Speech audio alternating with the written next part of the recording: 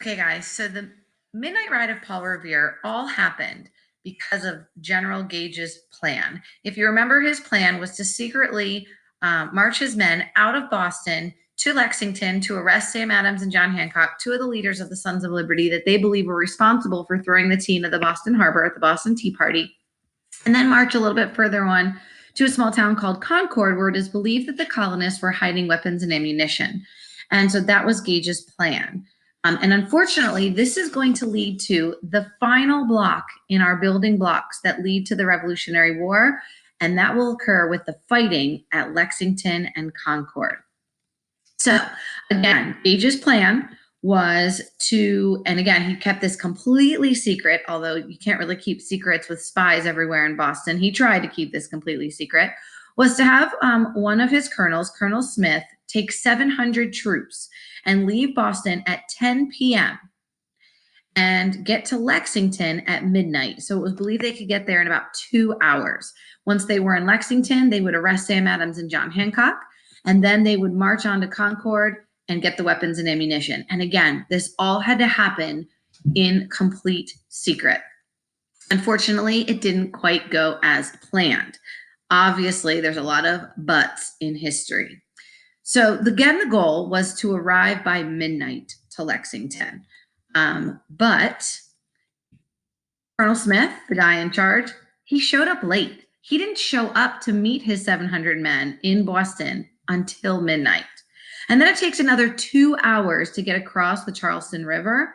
They didn't have enough boats, and so they would take a couple boats across and then have to bring the boats back, bring a couple more boats full of men across. And so that took 2 hours to get across the river. So they're not even across the river until 2 a.m. That means 4 hours after they were planning to begin their trip, they'd only gone a fourth of a mile. Not going very well. But then they still have 20 miles to march once they're across the river to get to Lexington, which is another 2 hours. So they're not going to arrive at Lexington until 4 a.m. And if you remember, the goal was to get there at midnight. So obviously midnight wasn't it. 4 a.m. is when they're going to arrive in Lexington. And please remember that the night before, Paul Revere and William Dawes had made it to Lexington, warning everyone on the way that the British were on the move. And they had made it to Lexington by midnight, waking and warning everyone along the way. So Sam Adams and John Hancock were able to escape. But all of these people in Massachusetts, if you remember, they are now Minutemen. They are ready to fight in a minute's notice. So all of these colonists that were woken with the regulars are coming, now have guns in hand and are ready to let these British soldiers know, we don't want you here, keep moving. So, unfortunately, there will be some fighting in Lexington because finally, at 4 in the morning, British soldiers are finally spotted 1 mile from Lexington. 70 Minutemen have now gathered and have been waiting since they were woken at midnight by Paul Revere and William Dawes. And these 70 Minutemen have been waiting for these soldiers. And they had to wait many, many hours because they were running so late. So finally at 4 a.m., they start seeing these British soldiers. Imagine hundreds of British soldiers in these red uniforms marching towards you, guns in hand. These 70 Minutemen ranged anywhere from 16 years old to 65 years old.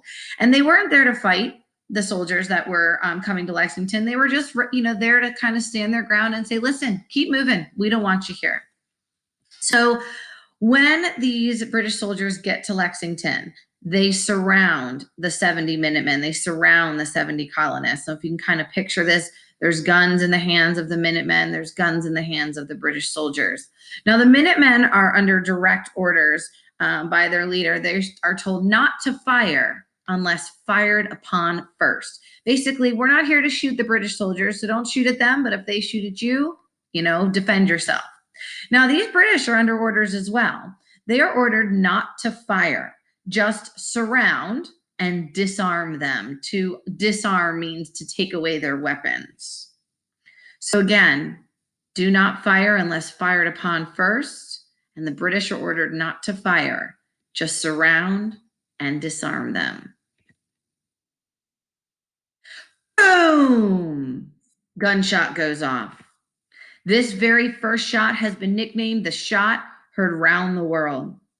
And once that first shot went off, think about this. The colonists are ordered, do not fire unless fired upon first. They hear this gunshot. They believe it's the soldiers firing at them, and they open fire in return. The British soldiers believe one of the colonists opened fire on the British, and they fire in return. A full-out shooting match occurs. So who do you think did fire that first shot? They were both under orders not to fire. And believe it or not, to this day, it is still unknown who fired that first shot. Some believe it was just an old lady or an old man in one of the houses in Lexington, kind of firing a shot into the air to scare away the British. It doesn't matter. It really doesn't matter who fired that first shot, because that first shot, the shot heard around the world, started the shooting between both groups. So when the shooting finally ends, the smoke in the air clears, and we have some casualties in Lexington. Casualties means dead, wounding, missing, or captured. We have 8 Minutemen were killed, 9 more were wounded. 1 British soldier was killed there in Lexington. But General Gage's men are under orders to arrest Sam Adams and John Hancock. That's not going to happen anymore. And so Colonel Smith says, listen, I'm still under orders. I couldn't do my first job, but I need to march on to Concord and get those weapons and ammunition. So off the soldiers go. Now, if you remember, the third guy in the midnight ride of Paul Revere, Samuel Prescott, that they met along the way, he was the only one of the 3 to make it to Concord, and thank goodness he did. He was able to give the people of Concord plenty of time to hide the weapons and ammunition. They did a great job hiding, burying, and finding places for all of these weapons and ammunition. But because all of the colonists were warned that the British were coming, they have gathered more Minutemen. We have 250 Minutemen have gathered in Concord, but more keep arriving. The number goes up to 300, then 400 Minutemen, then 450. The oldest Minuteman in Concord was a 79-year-old named Josiah Hayes. Now, the soldiers get there, and they are doing what they are told to do. They're searching the town for hidden weapons and ammunition. They didn't find very much. They found a couple cannonballs hidden in some barrels of flour. One of my favorite stories is that a British soldier knocks on the door of a house, and a woman answers the door, and he says, ma'am, I'm here to search your house for any weapons and ammunition. And the woman at the door says, absolutely, you can come on in and search around, but if I just ask one thing, the door with the room with the door closed, that's my dear sweet mother. She's in that room. She's so very sick. Please just leave that room alone. You can search the rest of the house. And the soldier very politely said, yes, ma'am, I'll leave your sick old mother alone. And believe it or not, there was no sick old lady in that room. There was just a room full of weapons and ammunition that the colonists were hiding. But the soldiers found very, very little. One of the things they did find, they found some of these big wooden carriages that could be used to move cannons. And so the soldiers, rather than taking them, decided just to burn them. And with fire comes smoke. And so you can imagine colonists in nearby towns that can look down and look toward Concord. They see smoke coming from the town of Concord. And these colonists believe that this smoke was coming because the British were burning down the town. Now, the British aren't really burning down the town. They're just burning these carriages, but nearby colonists believe that the British are burning the town of Concord, and they decide they're not going to let that happen. And so they load their guns and they head toward the town of Concord. Now, there is a bridge that leads to the town, and there were some British soldiers guarding this bridge. It's called the North Bridge, and that separated these Minutemen that were coming to Concord from Concord itself.